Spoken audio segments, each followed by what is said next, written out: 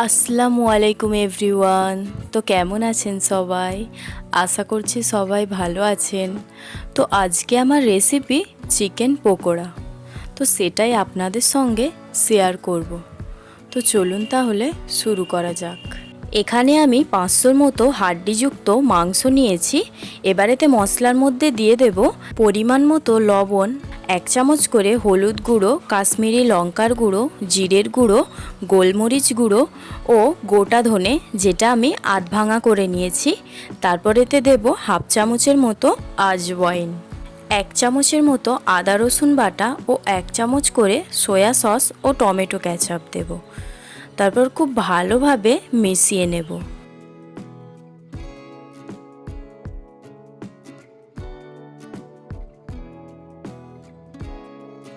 এরকম সাইজের মাংসটা কেটে নিয়েছি। খুব বেশি বড়ও না, আবার খুব বেশি ছোটও না, একদম মিডিয়াম সাইজের কেটে নিয়েছি।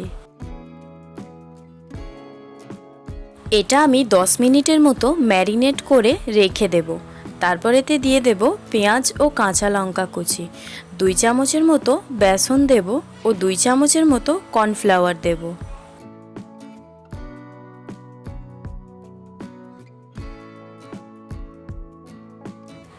মাংসের সঙ্গে খুব ভালোভাবে মাখিয়ে নেব। চেষ্টা করবেন জল না দিয়েই মাখানোর।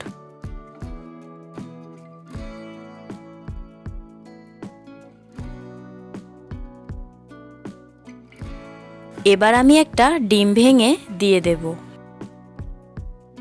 আবারও খুব ভালো করে মাখিয়ে নেব।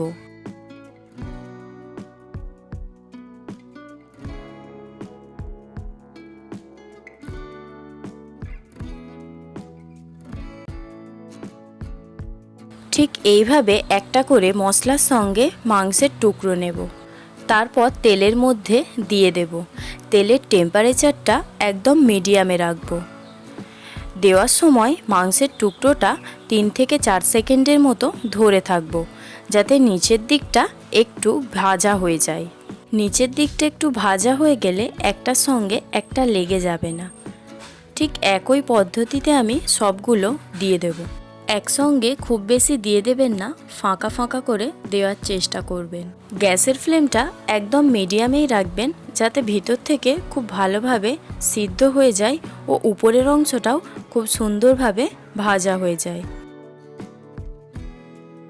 উল্টে পাল্টে এগুলোকে আমি ভেজে নেব।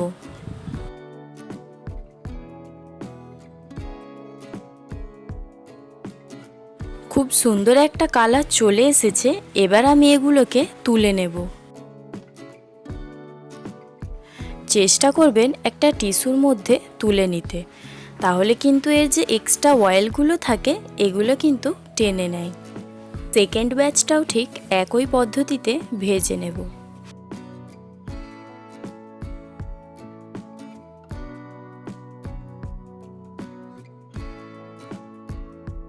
একদম রেস্টুরেন্টের মতো চিকেন পকোড়া আমাদের একদমই রেডি। আপনারা একটু লক্ষ্য করলেই বুঝতে পারবেন এতে আমি কোনো রকম ফুড কালার ব্যবহার করিনি।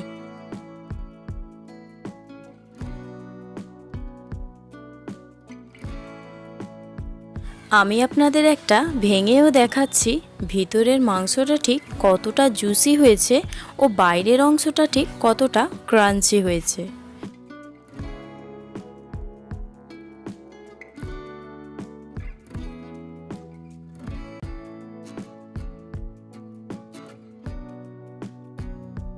ভিডিওটি ভালো লাগলে লাইক করবেন ও চ্যানেলে নতুন থাকলে চ্যানেলটিকে সাবস্ক্রাইব করবেন।